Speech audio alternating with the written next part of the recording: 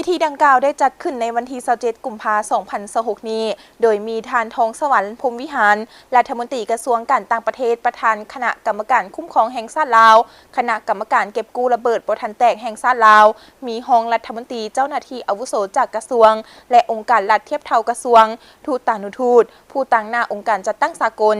องค์การเครือข่ายสหประชาชาติครูร่วมพัฒนา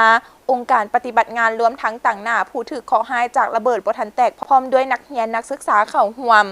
ท่านทองสวรรค์พรหมวิหารได้กล่าวว่า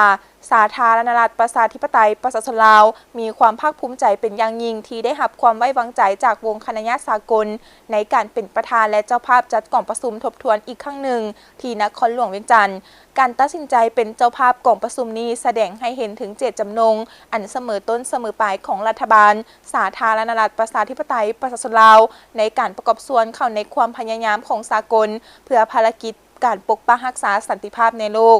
โดยผ่านขบวนการของสนธิสัญญาว่าด้วยการเกิดห้ามระเบิดลูกบาศก์ CCM ไปเคียงคู่กับการแก้ไขปัญหาระเบิดบ่ทันแตกที่ยังตกค้างอยู่ภายในประเทศและการประกาศเป็นประธานกล่องประชุมในครั้งนี้จุดประสงค์เพื่อสร้างความรับรู้ความเข้าใจให้แก่ทุกภาคส่วนในสังคมได้รับทราบเกี่ยวกับสนธิสัญญาว่าด้วยการเกิดห้ามระเบิดลูกบาศก์และบทบาทของสาธารณรัฐประชาธิปไตยประชาชนลาวในขบวนการแก้ไขปัญหาระเบิดลูกบาศก์ในระดับสากลทั้งเป็นการย้ำคืนความหมายมั่นที่แสดงให้เห็นถึงความพร้อมของรัฐบาลสาธารณรัฐประชาธิปไตยประชาชนลาวในการจัดตั้งปฏิบัติพันธะของสนธิสัญญาและเพื่อส่งเสริมการมีส่วนร่วมของบรรดาสื่อมวลชนในการกระจายข้อมูลข่าวสารเกี่ยวกับกล่องประชุมให้บรรดาประชาชนทั้งภายในและต่างประเทศรับรู้